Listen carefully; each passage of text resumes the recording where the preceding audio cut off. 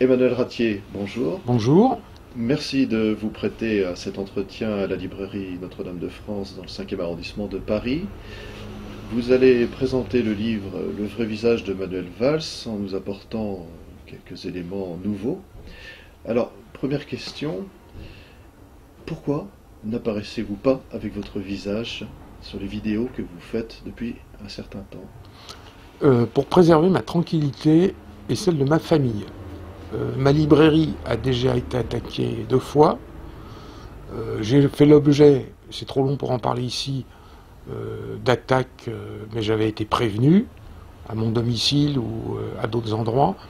Et donc j'ai tenu à préserver au maximum mon visage, de manière à ce que je puisse me rendre en plus dans un certain nombre d'endroits.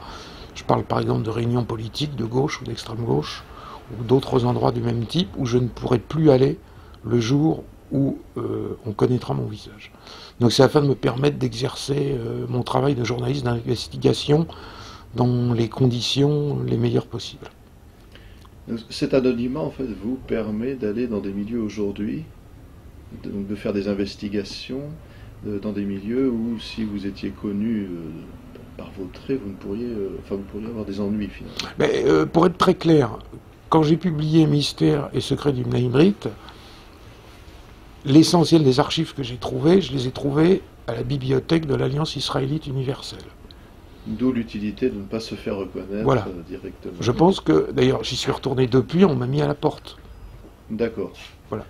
Donc le métier d'investigateur de terrain devient dur. Devient très difficile, et les gens qui racontent leur vie, qui mettent des photos, des vidéos, leurs passions, etc., sur des sites comme Facebook, ne se rendent absolument pas compte de ce qui va leur arriver, parce que pour peu qu'ils ne soient pas dans une pensée conforme, et qu'ils soient donc dissidents, anticonformistes, alternatifs, etc., on leur reprochera encore dans 30 ans en utilisant ce qu'ils ont pu publier quand ils avaient entre 15 et 18 ans. Voilà. D'accord. Ça n'est qu'à nous qu'on le fait, hein. Il ne faut pas se faire d'illusions. L'extrême gauche, c'est très très bien vu de venir de l'extrême gauche. Mais veut dire de ce qu'on peut appeler le milieu, par exemple, national, ou le milieu catholique de tradition, c'est très mal vu. Alors, sur ce livre, quoi de neuf? Mais je dirais, ce qui est extraordinaire, c'est que, cumulé sur Internet, les vidéos qui m'ont été consacrées ou que j'ai publiées totalisent plus d'1 600 000 vues. Le livre se situe dans les 100 premières ventes sur Amazon, bien qu'il soit distribué dans très très peu de librairies, uniquement les librairies amies, comme la librairie Notre-Dame de France.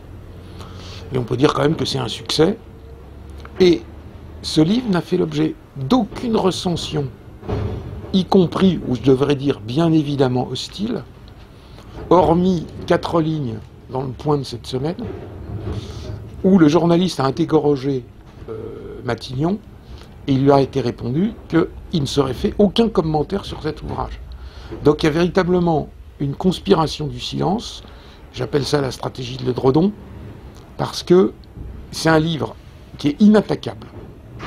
Tous les éléments peuvent être vérifiés, tous les éléments sont sourcés, tous les éléments, en réalité, sont publics, même si les journalistes ou les personnes politiques ou les personnes des associations communautaires étaient forcément au courant, mais ne l'utilisez pas.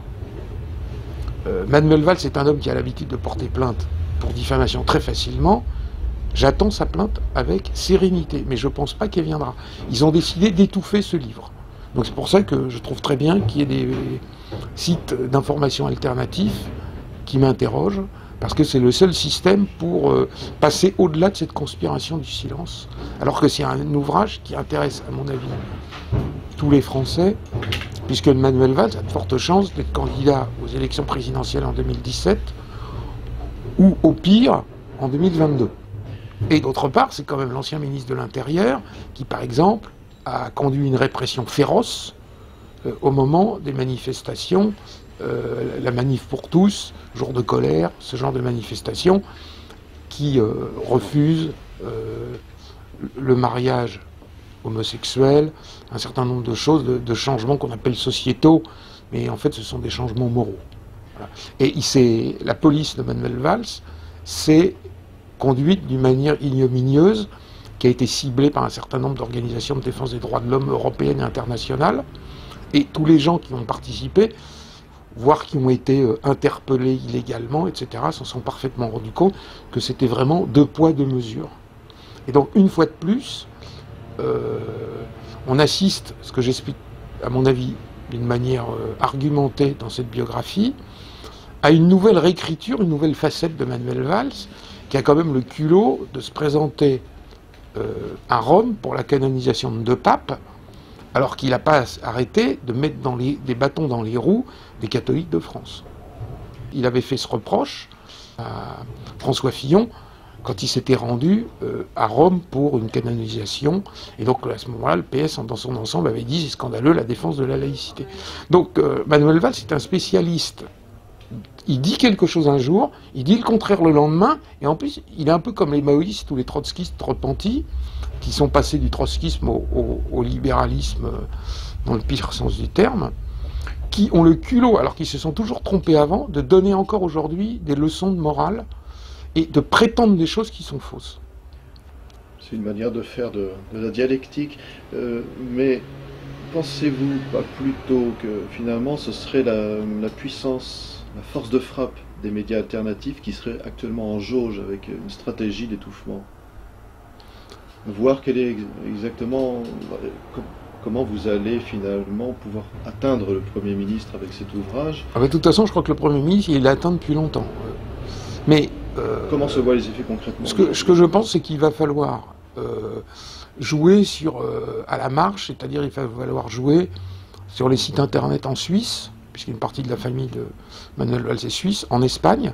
D'ailleurs, j'ai constaté avec surprise, le premier site à en avoir parlé en Espagne est un site anarchiste, catalan, qui reprend les informations en disant, en gros, nous vous l'avions bien dit, c'est la bourgeoisie catalane, etc., qui est aux affaires en France. Voilà. Et je pense qu'également, il y a des gens qui seraient quand même intéressés aux États-Unis par connaître les positions, pour les moins extrêmement prononcées, pour les moins très engagées, de Manuel Valls durant au moins une trentaine d'années quant à la Palestine et son opposition totale à Israël pendant, je le répète, entre au moins 25 à 30 ans. Même s'il a effectué un revirement depuis, c'est un revirement récent sur peu d'années.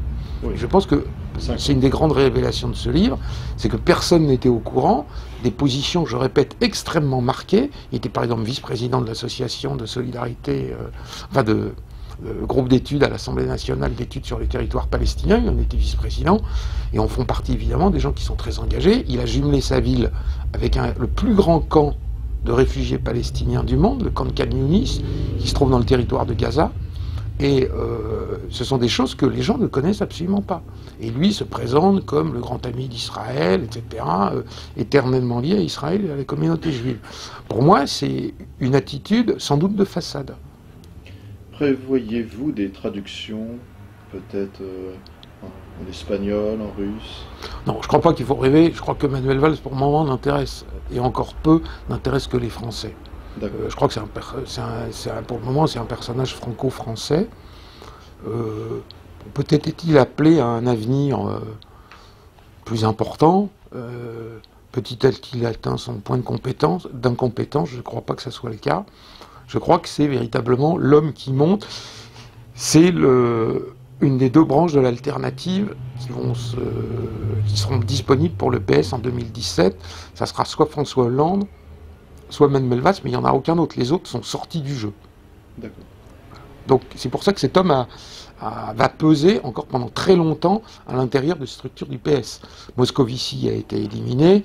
Bon, Ségolène Royal a fait un tour de piste, mais elle ne reviendra pas. Laurent Fabius est trop âgé, etc. Donc on se rend compte qu'à l'intérieur du Parti socialiste, c'est le même candidat, en gros mondialiste, européiste, que ce soit François Hollande ou Manuel Valls, c'est la même ligne qui sera incarnée en 2017. Une ligne qui va parfaitement d'ailleurs avec par exemple un recentrage de Nicolas Sarkozy.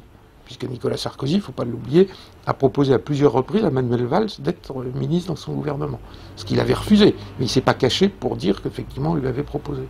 Et je pense qu'il y a une certaine vision commune d'un certain nombre de points et que globalement, c'est toujours le règne de l'UMPS. D'accord. Qu'attendiez-vous, finalement, à l'origine de ce livre quand vous l'avez publié? J'attendais rien du tout. J'ai publié je suis un peu un spécialiste des biographies, j'ai publié 2 dictionnaires de la politique française avec des centaines de biographies, un gros ouvrage sur les siècles avec 2500 biographies. J'ai publié des ouvrages très spécialisés, dictionnaire changement de nom, pseudonyme, etc. Un ouvrage sur les chrétiens de gauche avec des biographies, etc. Donc là, j'ai fait une biographie un peu plus développée. D'accord. Mais il m'a semblé qu'il était important d'apporter des éléments vraiment nouveaux sur celui qui était le Premier ministre, puisque quand on lit les médias, ou quand on lit la biographie officielle de Manuel Valls, la biographie autorisée, ce sont toujours les mêmes histoires qui se répètent. Et les journalistes ne sont pas allés fouiller, n'ont pas atteint l'os de Manuel Valls. Ils ne sont pas allés dans le détail, ils sont passés, je dirais, à côté pratiquement de tout ce qui est important. Je vais seulement vous donner un exemple. Quand vous osez présenter le père d'Emmanuel Valls, je le dis bien parce que ça ne sont pas des attaques contre la famille de Manuel Valls, du côté maternel ou paternel. Ça n'a rien à voir. C'est que Manuel Valls a instrumentalisé sa famille en disant « mon père, réfugié antifranquiste ». Bon, oui. Or, son père n'est absolument pas un réfugié antifranquiste, puisque ses 6 frères et sœurs ont fait toute leur carrière en Espagne. Son propre père, le grand-père de Manuel Valls, a vécu en Catalogne jusqu'à la fin de sa vie. Donc ce ne sont pas des gens des républicains purs et durs qui sont partis en 1939. Bon. Lui-même est arrivé en France en 1949, donc il avait besoin d'un visa de sortie, puisqu'à l'époque c'était un gouvernement quand même de type militaire, assez répressif, et donc on ne sortait pas d'Espagne facilement. En plus pour venir à Paris, puisque Paris était avec Toulouse la capitale des antifranquistes. Bon, à part, je parle, c'est un peu Mexique, Amérique latine, mais les 2 grands endroits, c'était Toulouse et Paris. Bon. Et en plus, il arrive avec une bourse à Paris. Donc c'est évidemment pas un opposant affirmé au régime du général Franco. D'ailleurs, la meilleure preuve, c'est que dès 1955, ce que je montre dans cet ouvrage, il expose en Espagne, dans de grandes expositions officielles, et il obtient des prix. Il obtient, par exemple, le premier prix de nature morte à la 3e biennale hispano-américaine de Barcelone. Donc bien évidemment, sauf si on pense à un machiavélisme absolument incroyable du général Franco, de son ministre de la Culture, je doute qu'on donne un grand prix de peinture à un opposant au régime qui était en place. Donc pour moi, le père de Manuel Valls, dont Manuel Valls aime à préciser qu'il détestait le régime, qu'il étouffait là-bas, que c'était pour ça qu'il était venu à Paris, etc., qui était un réfugié antifranquiste, sa sœur le dit, etc., on le voit dans la biographie qui est sortie, c'est faux, ce n'est pas un réfugié antifranquiste. En permanence, il a fait, parce que Paris était une ville d'effervescence intellectuelle en matière particulièrement d'art, mais durant toute sa vie, le père de Manuel Valls s'est rendu tous les ans, à plusieurs reprises en Espagne, il passait l'hiver, il passait l'été, il a acheté une propriété en 1953 et y exposait. Voilà. Ce sont des choses très simples, mais on a l'impression que les journalistes ne sont pas capables d'additionner 1 + 1. Et ils disent, il exposait en Espagne, et encore quand ils le disent, il faut vraiment chercher, on le trouve plutôt dans les catalogues des expositions qu'il fait, et en même temps ils disent c'est un réfugié antifranquiste. Mais c'est prendre vraiment les gens pour des crétins. Voilà. Finalement, heureusement que vous existez pour nous dire tout ça. Je sais pas, je pense que... Ça nous permet d'approfondir notre connaissance politique. Je pense que n'importe qui pourrait le faire. Mais je pense que les gens ne le font pas. Voilà. Et c'est ça qui me sidère toujours. Parce que j'ai pas des moyens démesurés. J'ai fait ça en plus de mon travail, en plus de la lettre fait document que je publie tous les 15 jours, en plus de la librairie dont je m'occupe, etc., de la documentation que je fais, etc. Je travaille seul, donc c'est un livre que j'écris très très vite. Je l'ai écrit en 2 mois, voire 3 mois, mais surtout en faisant le reste. Donc en fait, j'écrivais le soir. Voilà. Donc j'ai pas eu le temps de mener une enquête très approfondie, ce que je suis en train de mener actuellement. Et j'ai pas terminé de faire des découvertes. Donc un nouveau livre en perspective. Peut-être un livre plus gros d'ici 1 an, oui. Seconde édition, revue et augmentée. Voilà. Avec des détails, mais sans doute pas corrigé, parce que je vois pas ce que j'ai à corriger, sauf 4 ou 5 coquilles. Avec des détails qui nous permettront d'avoir une connaissance suffisante pour des citoyens éclairés. Je pense que Manuel Valls, qui bénéficie d'une cote très supérieure à celle de François Hollande auprès des Français, bénéficie de ces codes parce que les Français ignorent le vrai visage de Manuel Valls. Emmanuel Ratier, merci beaucoup pour ces précisions. Merci de cette invitation. Donc, Le vrai visage de Manuel Valls, Voilà. aux éditions Facta, au prix De 16 €. N'hésitez pas à vous rendre évidemment à la librairie Facta, à la librairie Notre-Dame de France, rue Monge, dans le 5e arrondissement de Paris. Vous êtes rue de Clichy, 2 rue de Clichy pour la librairie Facta. D'autres librairies? Oui, il y a ce qu'on appelle les librairies amies dans Paris. Duquesne? Voilà, Duquesne, bien sûr, la librairie Duquesne. nationale, etc. Rue Bartholdi dans le 15e, la librairie nationale. Emmanuel Ratier, merci beaucoup et donc à très bientôt. Merci.